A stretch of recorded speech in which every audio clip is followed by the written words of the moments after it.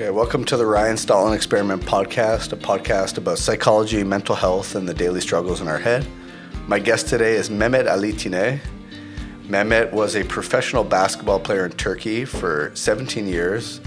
He, along with playing in the highest leagues in Turkey on a yearly basis, he also played in some of the most prestigious events in the Euro Cup, Euro League, and he, after retiring, he became a sports agent and then eventually moved to Canada with his family. So today I have the honor to speak with him about his experience as a professional athlete and the life afterwards. So thanks for coming on the podcast. Thank you for the invitation, Ryan. So one of the things that I understand about Turkish culture is that they put a lot of emphasis on academia. Was it hard to make the decision to become a pro athlete? Was your family supportive? It's it's a tough question because I'm second time immigrant to Canada because my grandparents moved from ex-Yugoslavia to Turkey in 1932.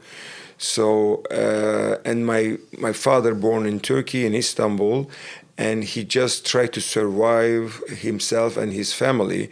So when I decided, I started playing basketball when I was 12 years old, and my father working hard, 6-7 days a week, and my mother was taking care of all the family stuff, and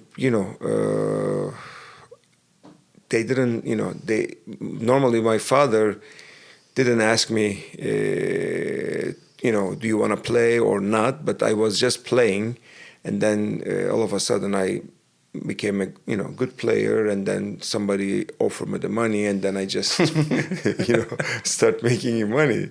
That's the story. So you started playing basketball at 12. Were there any other sports you were playing that you considered? In Europe we all grew up while playing soccer on the street. Right. So I still love to play soccer. I still watching the soccer, but in beginning of the 80s, there was one TV show, White Shadow. It's North American. Yeah. The story is, the white coach in the college team, and all the players has some, issues, and he was the best coach. And in 80s, all the families are watching that series on the TV. So at the same time, in 1982, I guess the Turkish national team took the Cup of Balkans. They've been champion, and all of a sudden, everybody wants to play basketball. In 1982, I am the one of them. And I start shooting the ball in my school. I was secondary school that time. Back then there was a primary, secondary, and high school. I was secondary the first year in the secondary school.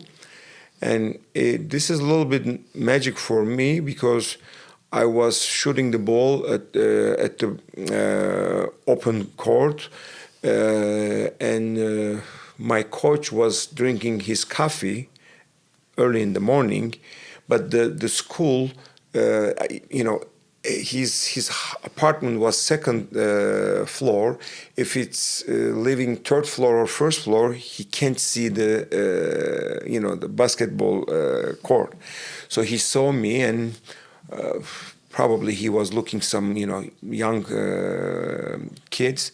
He came to me. He asked me, "Do you like to play basketball?" I said, "Yes, I love it." My age, where do I live? And he said, "Okay, I'm going to come to talk to your parents." And he came to our apartment. He talked to my father. So on the first day, you shot a ball, and you were so talented. No, I wasn't. I don't remember. I just throw the ball. And it was that beautiful. I don't know if I make it or not. But so my father said no to my coach. I was 12 because he has to buy shorts, shoes, etc. Yeah. So, but my mom, my father giving her the money every day because he was the person who's making money, and he was giving my mom some money, but not too much, the little money to, cook something, to buy and cook something. I believe my mom stealing some money over our food, and then she support me to go. Wow. And I started like that, to be honest. That's why I'm telling you. At 12 years old, right away you I just start playing. The funny thing is, I just start. I played 3 months, which is in the Jewish community school. Jewish community team, which is Yildirim Spor. Yildirim. It's the thunder. What do you call? Thunderstorm type of stuff, okay? So I play with them 3 months, and then they took me to Istanbul Technical University. Back then it was famous team, but that time this is not professional career. Just young team, junior team, or something like that. Mini. That's it. Right. And at what point, so you played for a few, like how long did it take before it became clear you had potential to become a professional? Yeah, it's, my case, a little bit, it was fast because after 4 years, the Turkish national team invited me end of the 4 years to junior national team. So, and I was so ambitious, I was so, crazy to play basketball. I love to play. I never thought I'm gonna make money over basketball. So they invite me in 1986 to the Turkish national team. So this is amazing time for me because you do 2-3 months summer camp and then you go to European Championship. So the end of this tournament, my team at Istanbul Technical University put me in the A team, and then I start practicing with them, which is, can you imagine you watching, like, this is some example, you're watching Magic Johnson, Michael Jordan on the TV in Turkey, let's say that a couple of months later, you just, staying behind, front of them, or you're standing in front of them. It was amazing experience for me. And you were always training to be a point guard? Yeah. Always been point guard. Always. But sometimes, to create mismatch to the other teams, or sometimes I was doing great defense. I was pressuring a lot to the other, the players. Sometimes I had another point guard in my team, in my age group, and the coach he was putting us together on the court to make a hard time to other teams. Right. Sometimes I was playing forward, but it's maybe 5 minutes to 4 minutes, something like that. Mm-hmm. So eventually you went on to have this pro career, and you played in front of, I guess, sometimes tens of thousands of people, right? In the stadiums. How were you able, psychologically, how did you manage your nerves and the pressure of those situations?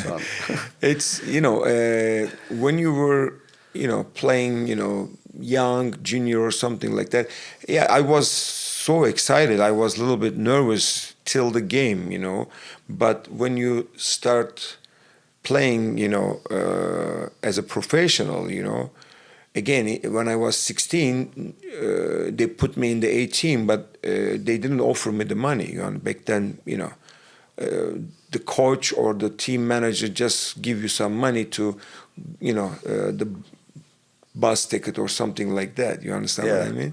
So, but when you start playing as a professional, and I was so young, really, I was, young for this time, and till the jump ball, my stomach was hurting. You know, I'm gonna die. You know, I was feeling I'm gonna die. But when the ball jumped, and then you know it goes away. Yeah, exactly. And it always goes away at the same time. Always. Yeah. You know, I'm telling you, I played 21 years, but always the same. I was feeling the same. If I don't feel, you know, same thing, that means there's something wrong. You know, I'm not motivated or I'm something, you know. Interesting. And would there be a difference, you know, I know that in psychology studies, they show that having people, especially when there's a task that you're good at, if you have people who are cheering for you, that could be beneficial. Was there a big difference between playing in a hostile arena in a different city or in your own city where the fans are on your side? You know, when you play in your own, place, which is, you know, two-way, honestly. If you win, it's amazing. Right. And in our culture, you know, Turkish fans, you know, just they're a little bit crazy. You understand what I mean? If you lose, you know they're gonna feel so bad. You understand what I mean? And you feel guilty.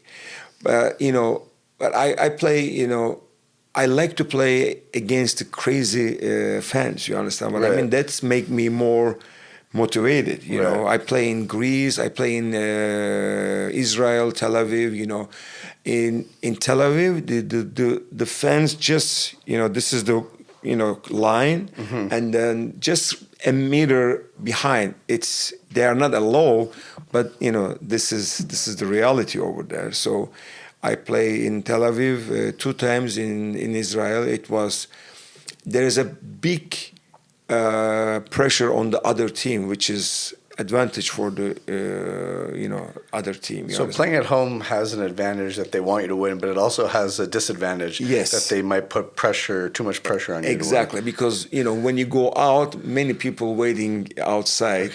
You know, and do people ever like make tough comments to you, like, "Oh, you suck tonight," or you know, it's. I didn't have that kind of experience, but you know, sometimes they say, you know, how come you can lose this game? You know, it's hurt us a lot or something. Because in Turkey, there's a, you know, if you play for, you know, the Beşiktaş or Fenerbahçe or Galatasaray, they are like Barcelona or Canadian Habs or something like that, and more than 100 years old teams. So if they play against each other, let's say that I played for Beşiktaş, and also I'm a fan of the Beşiktaş. So if you play against Fenerbahçe or Galatasaray, if you lose, which means the same thing at the soccer teams, you know, which means end of the world, you know, over there. It's like Real Madrid and and Barcelona. Exactly. Like Habs and Bruins. Yeah, exactly. Yeah. And so you played against, in different time periods, some of the most famous people in the world. I remember you told me you played against Magic Johnson one time. Yeah. How do you prevent yourself when you play against these famous people to be too starstruck? Or you know, the Magic Johnson, you know, you know, when I play against Magic Johnson, it was different story because it was 1995, and he announced he got a HIV viruses, and then he stopped playing. So then he created the team, which is the name of the team is Magic All Star. So, and I was playing in the biggest team in Turkey. They invited them for an exhibition game to Istanbul. So I played against him over there. He is something different. You know, he is really something different. He is so talented. He's so smart. In this game, I'm telling you, he made 2 shots from the middle. Oh, really? From half court. Half court. You know, I was there. I was on the court, and he made it 2 shots from the half court. Wow, so, that's crazy. You know, it's amazing. But I played with many NBA players in my team or against. You know, I play against Dominic Wilkins because Dominic Wilkins play in Greece. You know, if I'm not wrong, for Panathinaikos, or I think so. So I play JJ English, Jojo English, Regis Slater. What about Allen Iverson? I remember he went Allen, to Turkey. Allen Iverson played in my team in Beşiktaş, but I was retired that time. Okay. So it was 2000, I believe 2000. Yeah, it's for 2006, 7, 8, something Yeah. like that. And but I didn't play with him. Okay. But at that point, you were still involved in the game, right? Like I was athlete agent that time. I An represent agent, right. I represent the players. So yeah. Do you think that there's a lot of pressure on athletes to perform and stuff? Do you think it takes a toll on their mental health? Do you see a lot of players who have trouble with their mental health? I just tell you one thing. When I used to play Champion Leagues, they call right now Champions League. Now back then it was Euro League. Mm-hmm. No, sorry. Now they call Euro League, but back then Champions League. Just for example, my team had a private plane, and let's say that we flew to Spain Monday. We played Tuesday game. We came back Tuesday night to Turkey, and then we play another city Thursday in Turkey, and then we flew to France, and we were playing 3 games per week. And sometimes, when I wake up middle of the night to go to toilet, I don't remember where am I. Okay, Yeah. Where am I? You understand? Right. This is and when you wake up middle of the night in your home, even you don't have to open your eye. You know the way, but when you play like that, you don't know. You understand what I mean? You don't know where is the toilet, where is the anything. So this is honest, and you always feeling tired. And as a professional athlete, you have to be good. But if you play one game so, okay. Second game so, I'm not talking about bad, so, okay. It's still okay, but third game, the coach You're on the bench. if you're a starter, they say they do meeting with coach and the team manager. They say, okay, what's wrong with you? So, but if you play one game bad, so then they come, okay, what's wrong with you? And then if you play second game, and then they say, okay, you know what? We're gonna kick you out. We're gonna find someone replace you. So there's quite a bit of pressure. Not too much pressure. So the NBA is totally different because there's some rules over there. Let's say that if you sign contract, I don't know how much right now. You might be guaranteed for a few years. Exactly. A few years, and then you have a couple of $1 million. So, but over there in Turkey, my best contract was $200,000. But if I play right now, maybe I can make easy $500,000 or more.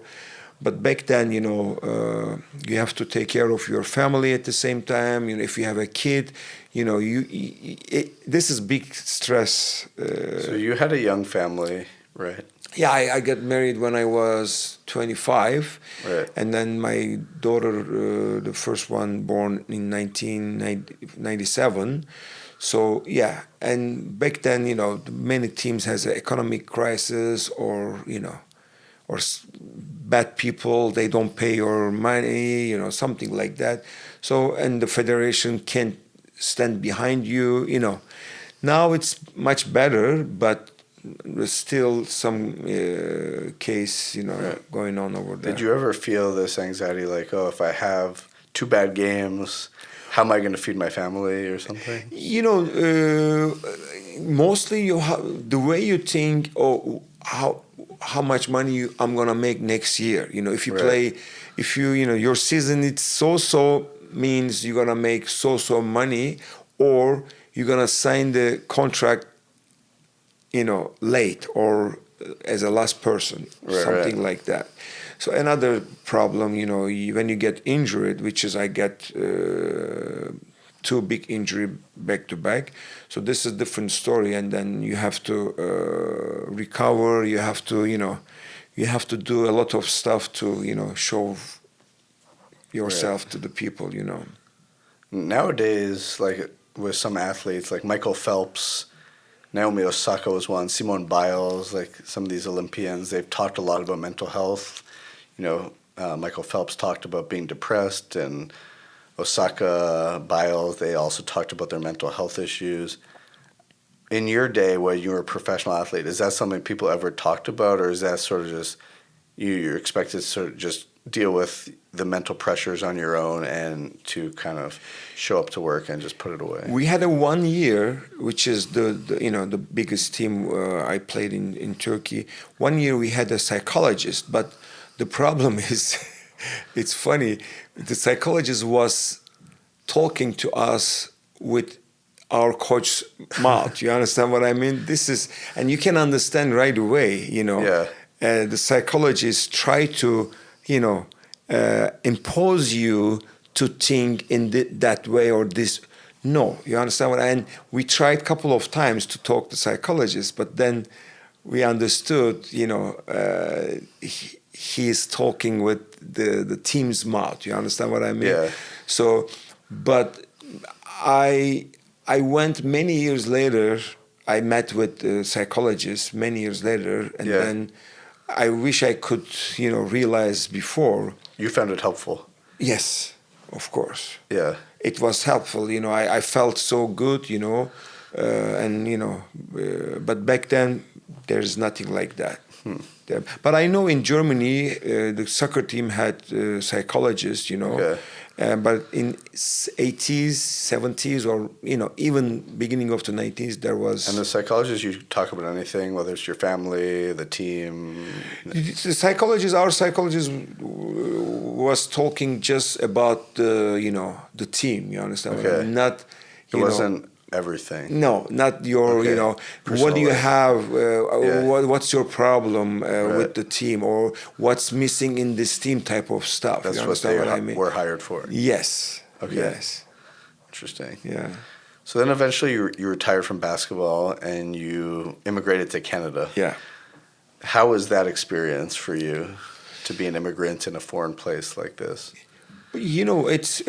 I said, or my wife telling me that my grandfather's spirits on me. You understand what I mean? I took my soul from my grandfather. He said that she said that she never met with him. Even I didn't met with him, but because he moved from ex-Yugoslavia to Turkey, and I moved.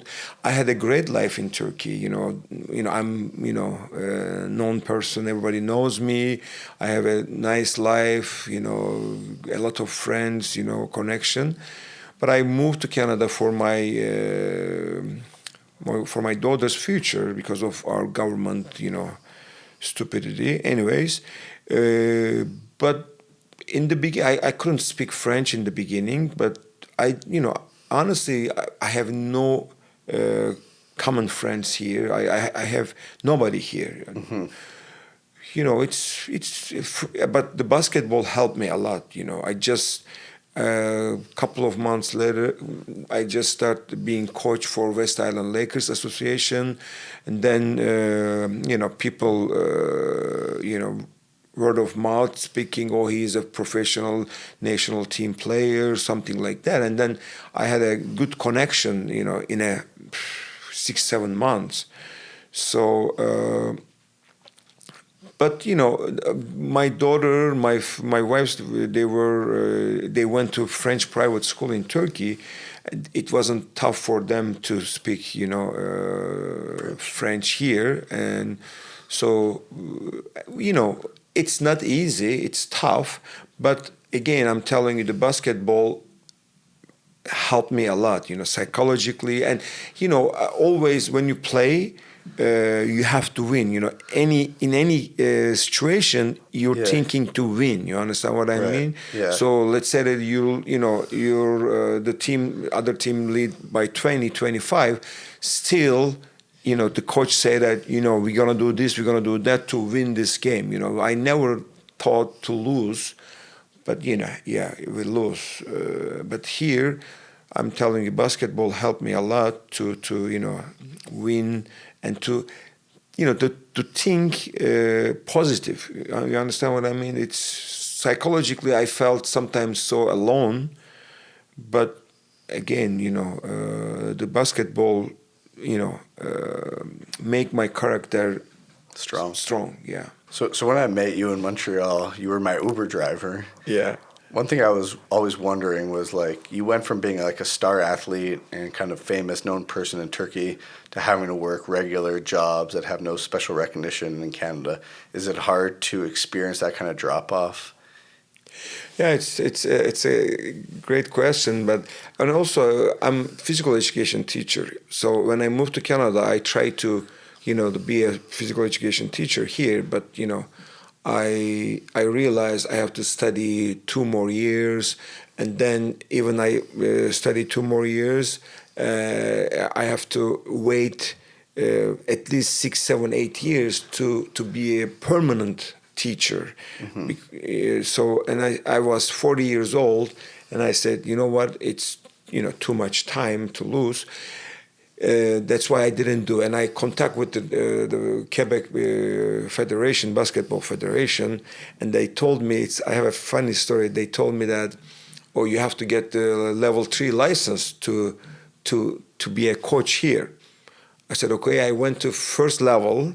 So there was a guy, there was 5 people with me, who's, who wants to get the certification. It was, he's asking why you are here, everybody say something, and what's your background?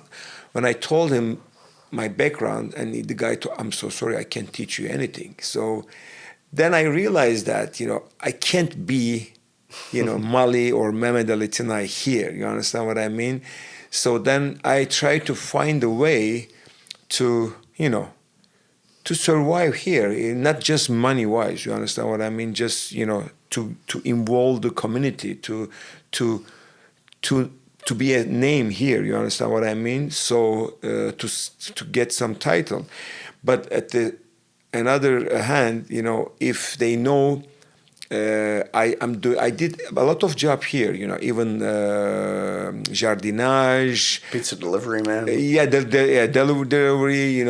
So, but before I did, delivery stuff. Then, but when I met you, it was my second studio I just opened, and I did a lot. First studio was in Baie d'Urfé in West Island. I did a lot of advertising, pamphlet, this, that. But I didn't get back properly what I did. So I said, you know what, I have to meet with people face to face. And then this time the Uber was famous. It's about how many years ago? I believe at least 6 years ago. Yeah. So Uber was so famous. I said, okay, I'm gonna do Uber, and in West Island, I never thought to go to downtown. So, and then one day, I believe in universe sometimes. I just I believe in universe because that's why we met. You understand what I mean? I took you and a short distance, and I just want to get out to downtown, to West Island. So we just chit chat shortly, and you told me that, oh, what do you do? This is your main job. I said, no, this is not my. So it was funny, and then you get out the car, and then I just accept another client on the system of Uber. So, and my phone ringing, and I saw you some number I don't know, and then I didn't answer. So then I saw your text. I just get out your car. I'm Ryan, something like that. Yeah.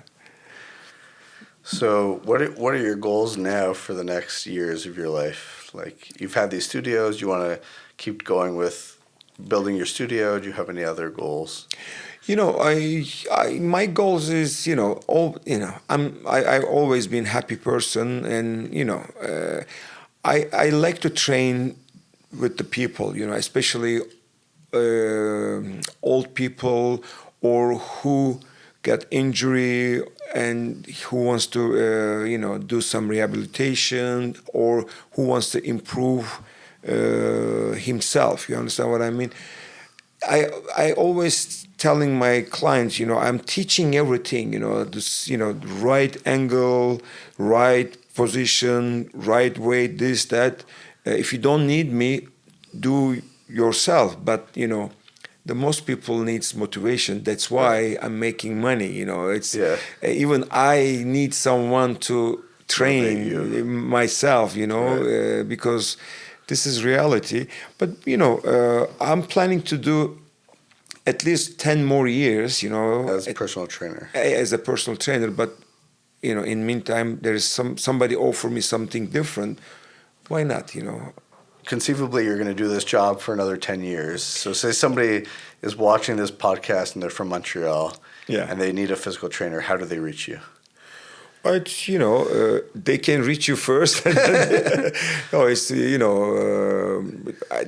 I have a website, I have a number, I have an Instagram. So what's your website? malefitness.com. Okay. And Instagram, again, Male Fitness, and Facebook, l'entraîneur personnalisé. If they search Male Fitness, they can find me. And by Mali Fitness is MALI Fitness. Yeah, exactly. And you and I, we did boxing together mostly. Yeah, so you boxing do and Muay Thai boxing, Muay Thai. but also just weights and cardio. And we play tennis also. Tennis. Yeah. We've done table tennis too. Soccer. Yeah, with basketball. All the different sports. Yeah, I train I train people basketball. I play tennis with the people. That kind, all kind of, and Muay Thai, Thai boxing. I love to do that. Do you have any advice for the next generation of athletes, Turkish athletes? Anything you could leave people with? But this is, somebody asked me a couple of days ago, if you're born again, you can do the same job, Honestly, if you asked me 20 years ago, the same question, I could say yes. But now I'm thinking, how did I do that, Because there's no life, the team, set up everything, what time you're going to wake up, what time you're going to eat breakfast, what time you're going to do practice, this, that, and I got permission from my national team, Turkish national team, and my club team to get married in 1995. Oh, wow. Yeah, they If they didn't agree, you can't get married? No. Oh, Or wow. they're gonna say, okay, you can get married in summertime, you can get married, in Christmas times, kinda, Right. But it's, but you asked me one question. I asked you if you have some advice for a Yeah. 20-year-old Mali, Tinay, born, living now. Honestly, yes, I could be a professional basketball player again, because I earn my life, not just money, everything, I learned a lot of stuff, and I have amazing connection because of basketball, even with you, you're always interested in my basketball career, you understand what I mean? And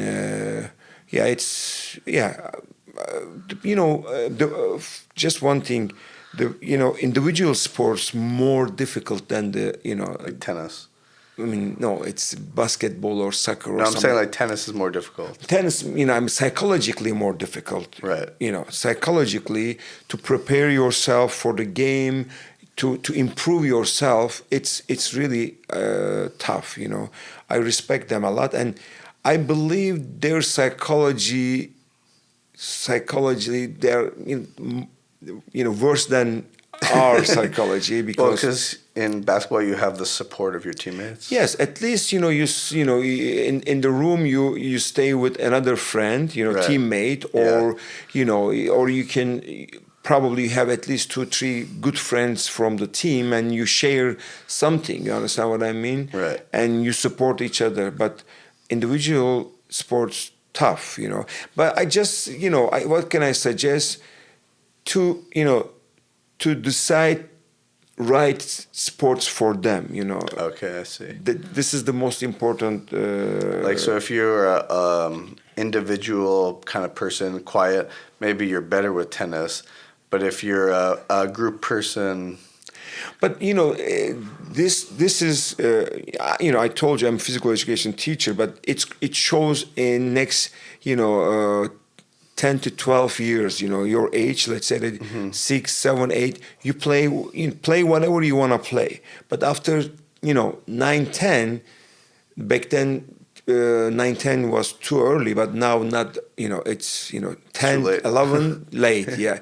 So depends on your physical improvement right. and your talent. So you can choose individual sports or group sports. Yeah, this is most important part. And then if you don't like to play tennis, and then maybe you are so talented for soccer or hockey right. or whatever. So I'm not choose the right sport is a combination of to pick what you're talented at and also what your personality is suited for. Exactly. But I can tell you one thing. Yeah. If your father rich, it's not easy to be a good or professional player. Okay. It's not. This is not the rule, but for me, 90%. It's better to be poor. Yes, exactly. Well, thanks for joining the podcast today. Thank you so much for the invitation. So today, this was this week's episode of the Ryan Stotland Experiment podcast. Join us next week as we continue this exploration into psychology.